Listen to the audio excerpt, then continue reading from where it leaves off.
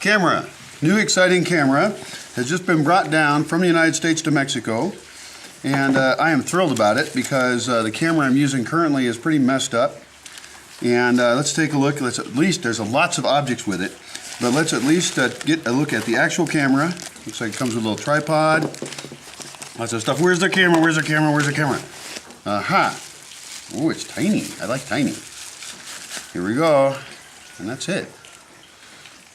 A Canon. This is pretty cool. I don't want to break it. I might actually read the manual before I start using this. That is going to be fantastic, and soon you'll be seeing new videos. Thank you very much to the person who brought this down here for me. It's hard to get good technology here, and there's extra lenses, like a wide-angle lens and a telephoto lens. So you're going to be seeing new stuff very soon.